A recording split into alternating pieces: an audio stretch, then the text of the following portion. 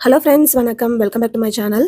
இன்னைக்கு இந்த மினி விலாக்ல என்ன பார்க்க போறோம்னு பார்த்தீங்கன்னா, பூரி கிழங்கு மசாலா தான் பார்க்க போறோம். என் ஸ்டைல்ல எப்படி செய்றதுங்கிறத ஷேர் பண்ணியிருக்கேன்.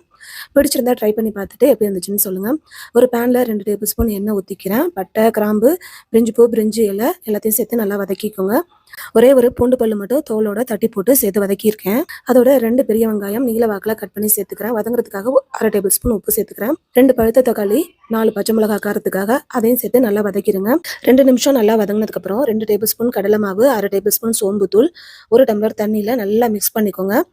1 டேபிள் ஸ்பூன் கடலைப்பருப்பு, 4 உருளைக்கிழங்கு வேக வச்சு தோல் உரிச்சு அதோட சேர்த்துக்கோங்க. வெங்காயம் தக்காளி வதங்கினதுக்கு அப்புறம் 1/4 டேபிள் ஸ்பூன் மஞ்சள் தூள் சேர்த்துக்கோங்க. கரைச்சி வச்சா கடலை மாவு தண்ணியும் சேர்த்துக்கோங்க. 1/2 டம்ளர் எக்ஸ்ட்ரா தண்ணி ஊற்றிருக்கேன். ஏன்னா நம்ம அந்த தண்ணி சேர்த்ததுக்கு அப்புறம் கிரேவி ரொம்ப திக்காயிரும். பச்சை வாசனை போனதுக்கு அப்புறம் கொத்தமல்லி தழை தூவிட்டு அடுப்பு ஆஃப் பண்ணிடுங்க. சூப்பரான உருளைக்கிழங்கு கிரேவி ரெடி ஆயிடுச்சு. பூரி கூட சாப்பிட்டுக்கலாம், சப்பாத்தி கூட சாப்பிட்டுக்கலாம். வீடியோ பிடிச்சிருந்தா லைக் பண்ணுங்க. சேனலை மறக்காம சப்ஸ்கிரைப் பண்ணிக்கோங்க. நெக்ஸ்ட் வீடியோல பார்க்கலாம்.